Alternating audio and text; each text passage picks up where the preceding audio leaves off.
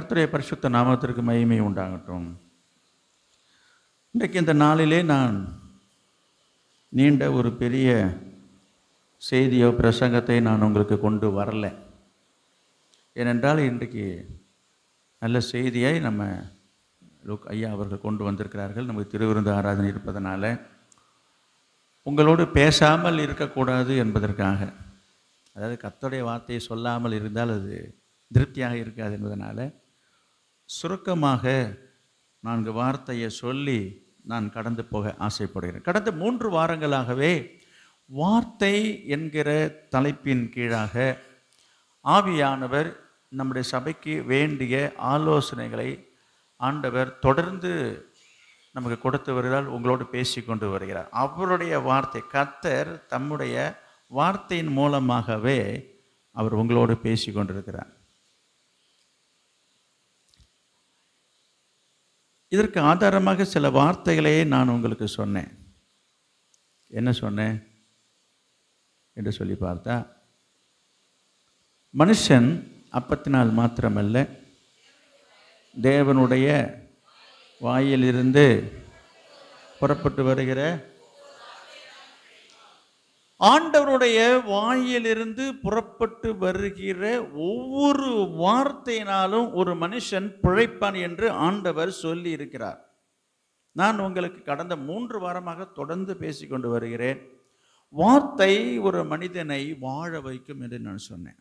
வார்த்தை உங்களை வாழ வைக்கும், வளர வைக்கும், உங்களை உயர்த்தும் என்று சொன்னேன். அது என்ன வார்த்தை என்று சொல்லும்போது அது கர்த்தருடைய வார்த்தை.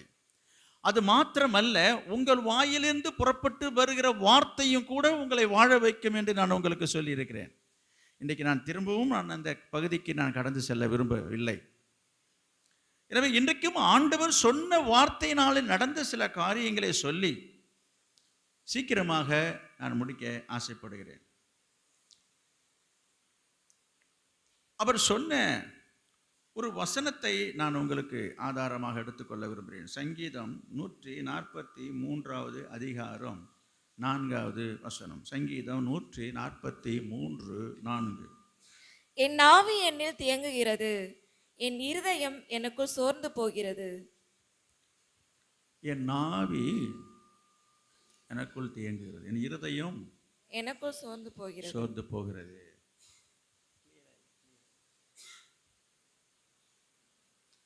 எனக்கு அன்பானவர்களே, இன்றைக்கு இந்த ஆராதனைக்கு வந்திருக்கிற உங்களை பார்த்து கர்த்தரும் கர்த்தருடைய ஆவியானவரும் சொல்லுகிற ஒரு காரியம், உங்கள் இருதயம் சோர்ந்து போயிருக்கிறதா? நீங்கள் மனம் தளர்ந்து போய் இங்கே வந்திருக்கீங்களா? உங்களுடைய மனதில் பலவிதமான கவலை, கஷ்டம், பாரத்தோடு நீங்கள் வந்திருக்கீங்களா? கர்த்தருடைய வார்த்தை உங்களை நோக்கி வருகிறது. கர்த்தர் உடைந்த பொருட்களைத்தான் அழகாக பயன்படுத்துகிறாராம். ஒருவேளை உங்கள் மனசு, உங்களுடைய உள்ளம், உங்கள் இருதயம் உடைக்கப்பட்ட ஒரு உடைந்த நிலையிலே காணப்படக்கூடியவர்களாக இங்கே அமர்ந்து கொண்டிருக்கலாம். எனக்கு அன்பானவர்களே, உடைந்த மேகங்கள் தான் மழையை கொடுக்குமா? உடைந்த நிலம்தான் உழுகின்ற வயலாக மாறும். உடைந்த நெல் தான் பயிராகக்கூடிய விதையாக மாறும். உடைந்த விதை தான் ஒரு புதிய செடியை வளர செய்யும், வாழ வைக்கும். இந்த நாளிலே நீங்கள் ஒருவேளை ஒரு சிலர் உங்களுடைய மனதளவிலே நீங்கள் உடைந்த நிலையிலே உடைந்து போய் இருக்கிறீர்களா? உங்களுடைய மனம் நொறுங்கி போயிருக்கிறதா? படிப்பு வரவில்லை என்று சொல்லி கவலைப்பட்டு கொண்டிருக்கீங்களா? வேலை கிடைக்கவில்லை என்று சொல்லி வெறுப்போடு காணப்படுகிறீங்களா? குழந்தை பாக்கியம் கிடைக்கவில்லை என்று சொல்லி ஏங்கி கொண்டிருக்கீங்களா? பிடித்த துணை, நமக்கு வாய்த்த மனைவி அல்லது வாழ்க்கை துணைவர், அது மனைவியோ அது புருஷனோ, என்னை சரியாக புரிந்து கொள்ளவே இல்லையே என்று சொல்லி புலம்பிக் கொண்டிருக்கீங்களா? கவலைப்பட்டு கொண்டிருக்கீங்களா? உங்களுடைய உடல் ஆரோக்கியம் கெட்டு வேதனைப்பட்டு கொண்டிருக்கிறீங்களா? பண கஷ்டமா, நீங்கள் செய்கிற எந்த தொழிலாக இருக்கட்டும், வேலையாக இருக்கட்டும், ரொம்ப ஒர்க் ப்ரெஷர் ரொம்ப ஜாஸ்தியாக இருக்குங்க, வேலை பளு. அடுத்தது சிலருக்கு குடும்பத்தில், ஐயோ எங்கள் பிள்ளைங்க பண்ணுற தொல்லை இருக்குதே, தாங்க முடியலைங்க இந்த பிள்ளைங்களை என்று சொல்லக்கூடிய நிலையிலே, அப்படிப்பட்ட ஒரு மன நிலையிலே ஒரு வேலை இங்கு ஒரு சிலர் இருக்கலாம். ஆண்டவர் உங்களை பார்த்து சொல்கிறார், நீங்கள் கொண்டிருக்கிற உறவில் சிக்கல் இருக்குதா, உங்களுடைய சொந்த பந்தம் உறவில் சிக்கல் இருக்குதா, நட்பில் உடைசல் ஏற்பட்டு விட்டதா, இதையெல்லாம் நினைத்து நீங்கள் உடைந்து நொறுங்கி போய் இருக்கிறீர்களா? ஆண்டவர் உங்களை ஒரு பெரிய ஒரு காரியத்திற்காக, உங்கள் வாழ்க்கையில் ஒரு பெரிய விஷயத்தை செய்வதற்காக உங்களை தயார்படுத்துகிறார் என்று இந்த காலை வேளையிலே சொல்கிறார். புரியுதா உங்களுக்கு? நான் சொன்ன இந்த காரியங்களிலே ஏதாகிலும் ஒன்றில் நீங்கள் இருக்கலாம், எதுவாவது ஒன்று இருக்கலாம். எதுவாக இருந்தாலும் சரி, கர்த்தர் உங்களை உருவாக்கி கொண்டு வருகிறார். கஷ்டங்கள் மூலமாகத்தான் ஆண்டவர் உங்களை பதப்படுத்துகிறார், பண்படுத்துகிறார், உங்களை பயன்படுத்துகிறார். உங்கள் உடலையும் மனசையும் ஆண்டவர் உங்களை வலுவாக்க போகிறார். எதையும் தாங்கும் இதயத்தை ஆண்டவர் உங்களுக்குள்ளே உருவாக்கி கொண்டு வருகிறார். எனவே இப்போ நீங்கள் கஷ்டத்தில் இருக்கிறதாக நீங்கள் நினைக்கலாம். இப்போ நீங்கள் ஒருவேளை நான் ரொம்ப கஷ்டத்தில் இருக்கிறேங்க, ரொம்ப வருத்தத்தில் இருக்கிறேங்க, ரொம்ப வேதனை இருக்கிறேங்க, மனசு ரொம்ப கஷ்டப்படுது என்று சொல்லி நீங்கள் சொல்லி கொண்டு இருக்கலாம். ஆனால் கர்த்தர் சொல்லுகிற வார்த்தையை பாருங்க. யாக்கோபு எழுதின நிருபம் 1 அதிகாரம் 2வது வசனம்.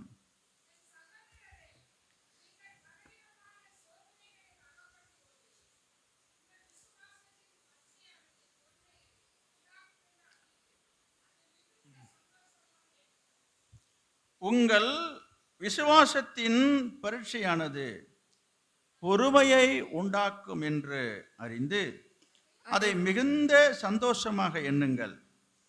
நீங்கள் ஒன்றிலும் குறை உள்ளவர்களாயிராமல் பூரணராயும் நிறைவுள்ளவர்களாயும் இருக்கும்படி பொறுமையானது பூரண கிரியை செய்ய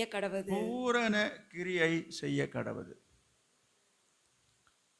ஆண்டவர் உங்களை பூரணமாக போகிறார். பூரணமான சமாதானம், பூரணமான சந்தோஷம், ஒரு நிறைவான ஆசீர்வாதத்துக்கு உள்ளாக உங்களை கர்த்தர் நடத்துவார்.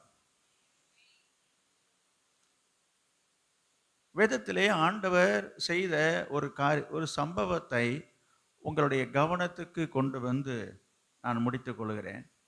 லூக்கா எழுதின சுவிசேஷம் 7ஆம் அதிகாரம் 13வது வசனம். லூக்கா எழுதின சுவிசேஷம். கர்த்தர் அவளை பார்த்து அவள் மேல் மனதுருகி அழாதே என்று சொல்லி கிட்ட வந்து பாடையை தொட்டார். அதை சுமந்தவர்கள் நின்றார்கள். அப்பொழுது அவர், வாலிபனே எழுந்திரு என்று உனக்கு சொல்லுகிறேன் என்றார். மரித்தவன் எழுந்து உட்கார்ந்து பேசத் தொடங்கினான். அவனை அவன் தாயினிடத்தில் ஒப்புவித்தார். இந்த சம்பவம் வேதத்தை வாசித்த அனைவருக்கும் நன்றாகவே தெரியும், நல்லா தெரியும். உங்களுக்கு தெரியாத காரியத்தை நான் இப்போ சொல்லவில்லை. அவனிங்க உங்களுக்கு தெரிந்திருந்தாலும் ஒரு காரியத்தை நான் சொல்கிறேன். நம்ம இங்கே பார்க்குறோம், இந்த சம்பவத்தில் ஒரு ஏழை விதவை, புருஷன் இல்லை, ஒரே ஒரு மகன். அந்த வாலிப மகன், அதுவும் வயதாகலை வாலிப மகன், திடீரென்று இறந்து விட்டான். எதனால் இறந்தான் என்று அங்கே சொல்லப்படலை. அந்த ஒரே மகனும் தனக்கு இருந்த ஆதரவும் போய்விட்டது என்று சொல்லி அவனை அடக்கம் பண்ணுவதற்காக பாடையில் வைத்து சுமந்து கொண்டு வராங்க. அவங்க வழியில் போயிட்டு இருக்கிறாங்க. இயேசுநாதர் வருவார் என்று இவங்களுக்கு தெரியாது. இயேசுநாதர் இவங்க வருவார் என்று சொல்லி போனதாகவும் நான் நினைக்கல. அவர் வழியாக போயிட்டு இருக்கிற இவங்க அவங்க வழியாக வந்துட்டு இருக்கிறாங்க. அப்படி இருக்கும் பொழுது வழியிலே இப்படி ஒரு சம்பவத்தை இயேசு பார்க்கிறார். தூரத்திலேருந்து பார்க்கிறார். இந்த அம்மா அழுது கொண்டு வருகிறதை பார்க்கிறார், பாடையை சுமந்து கொண்டு வருகிறதை பார்க்கிறார். நல்லா கவனிங்க, யாரும் ஆண்டவரிடத்தில் எதுவுமே சொன்னதாக அங்கே எழுதப்படலை. இயேசுவிட்ட யாரும் எதுவும் சொன்னதாக அவர் அங்க இருக்கிற சிச்சுவேஷனை பார்க்கிறார், அங்க சூழ்நிலையை பார்க்கிறார். பார்த்த மாத்திரத்திலே அவர் மனதிலே ஒரு விதமான இரக்கம், மனது உருக்கம் ஏற்படுகிறது.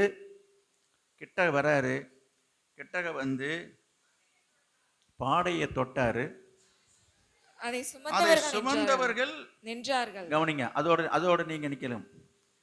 நான் என்ன சொல்ல வருகிறேன் என்று சொன்னால், இயேசு வரும்பொழுது பாடையை சுமந்து கொண்டு வந்தவர்கள் பாடையை தொட்ட உடனே நின்றார்கள் என்று சொல்லும்போது நான் என்ன நினைக்கிறேன் அப்படின்னா, இந்த பாடையை சுமந்து கொண்டு வந்தவர்கள் என்ன நினைச்சிருப்பாங்கன்னா, யாரும் ரொம்ப வேண்டியவர், முக்கியமானவர் போல் இருக்கு, தாமதமாக இறந்ததுக்கு அப்புறம் செய்தி கேள்விப்பட்டு இப்பதான் வந்திருக்கிறார் போல் இருக்கு, இவர் முகத்தை பார்க்கணுன்றதுக்காக நிற்கிறார் போல் இருக்கு என்று சொல்லி தான் நின்றிருப்பார்கள் என்று நான் சொல்ல வருகிறேன்.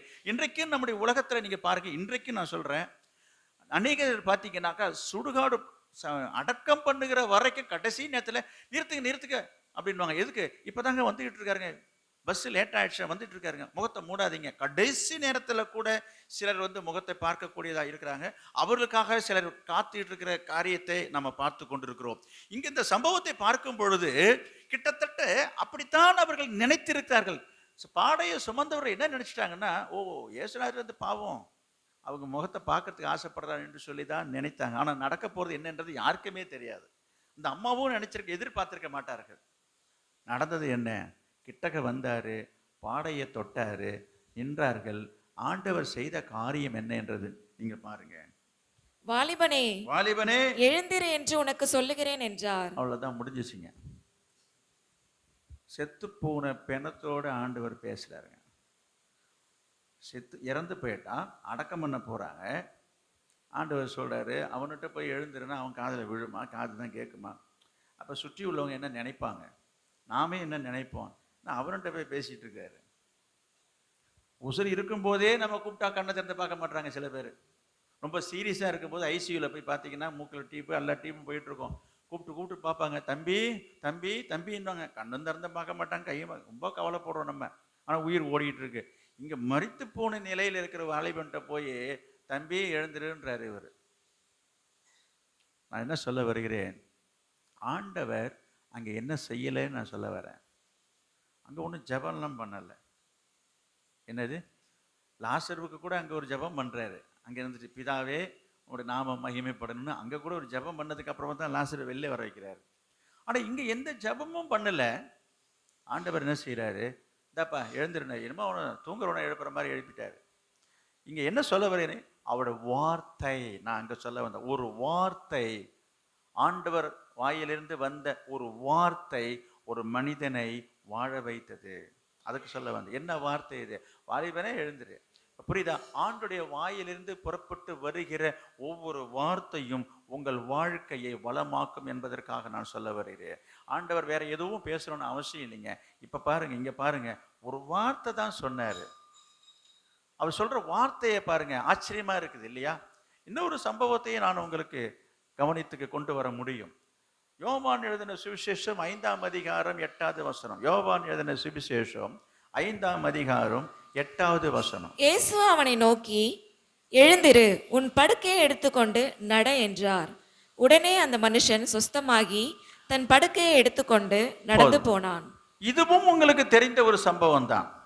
38 வருஷமாக ஒரு மனிதன் வியாதிப்பட்டு படுத்த படுக்கையாகவே கிடக்கிறான். 38 வருஷங்க. அவனுடைய வயசு, அவனோட ஆயுசுல பாதியில போயிருக்கும். அவனுக்கு என்ன வயசுன்னு தெரியல, பாதி என்னன்னு சொல்ல முடியாது. ஒருவேளை அவனை 40-50 வயசா இருந்தனாக்கா வாழ்க்கையில முக்கால்வாசியும் போயிடுச்சு என்று சொல்லலாம். அவனுடைய வயது எங்க குறிப்பிடலை. ஆனால் வியாதியா இருந்தது மட்டும் 38 வருஷம் போட்டிருக்குங்க.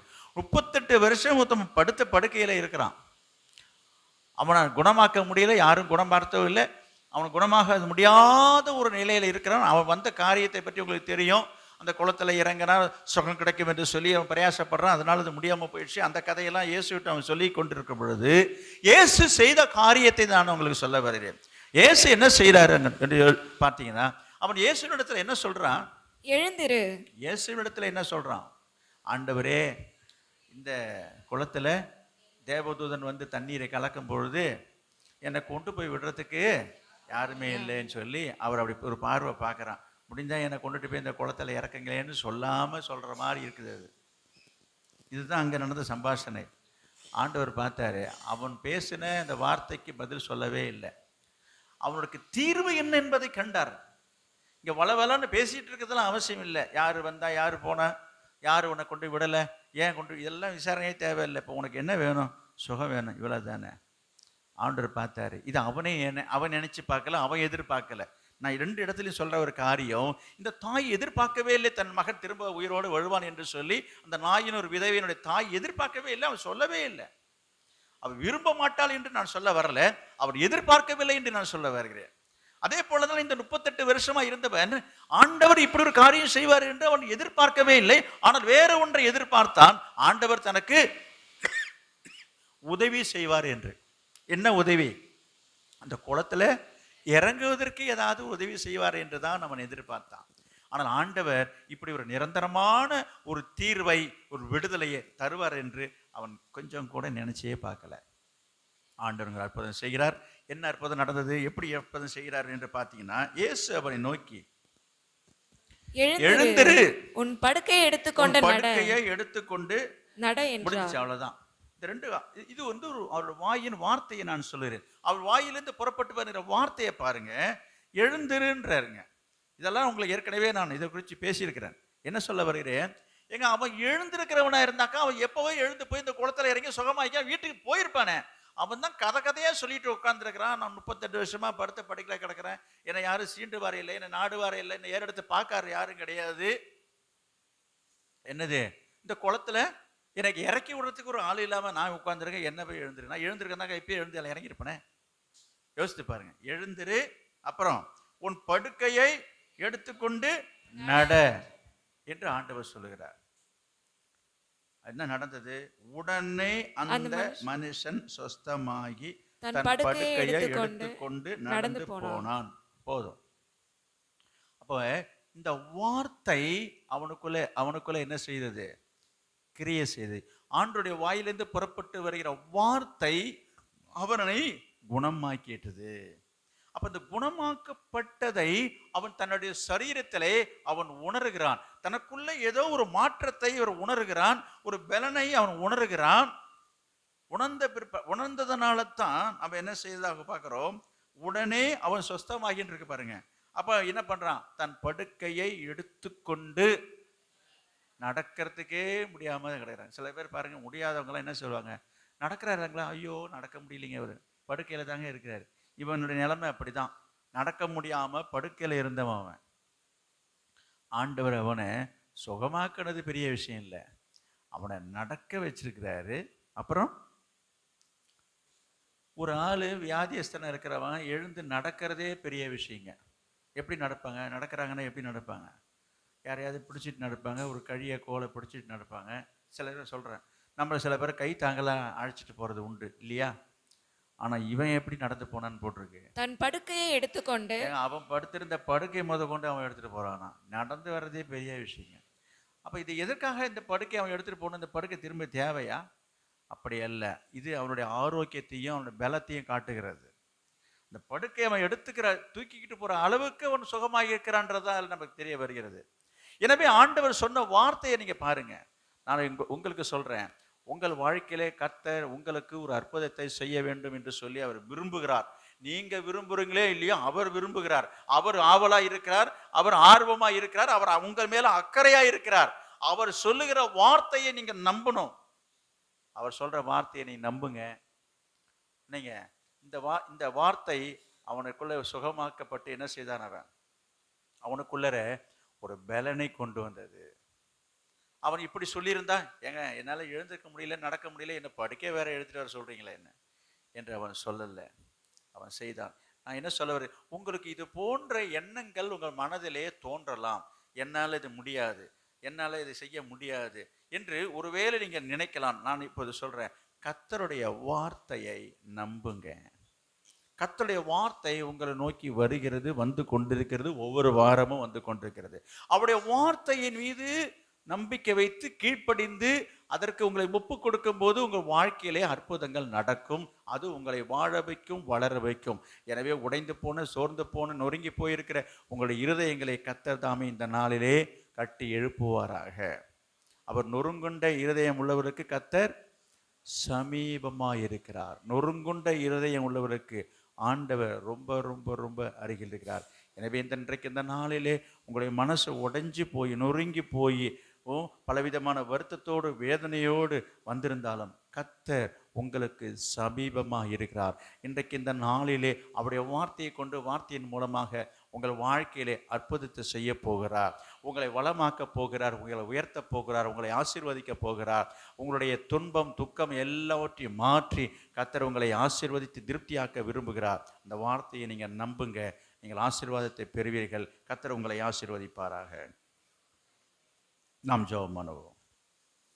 Price the Lord, praise the Lord, hallelujah. O Jesus, hallelujah, praise the Lord. ஆண்டவரே, நாங்கள் உம்மை ஸ்தோத்திரிக்கிறோம். இன்றைக்கும் உடைந்து போன உள்ளத்தோடு இருதயத்தோடு வந்திருக்கிற ஒவ்வொருடைய இருதயங்களை கண்ணோக்கி பாரும். அவருடைய இருதயங்களை நீர் குணமாக்குவீராக. அவருடைய காயங்களை கட்டுவீராக, ஆற்றுவீராக, தேற்றுவீராக, குணமாக்குவீராக, விடுதலை தருவீராக, சமாதானம் தருவீராக. அவர் எண்ணின நினைத்த எதிர்பார்த்த காரியங்களை கர்த்தர் நிறைவேற்றுவீராக. ஆசீர்வதியும் இயேசுவின் நாமத்தில் பிதாவே, ஆமென்.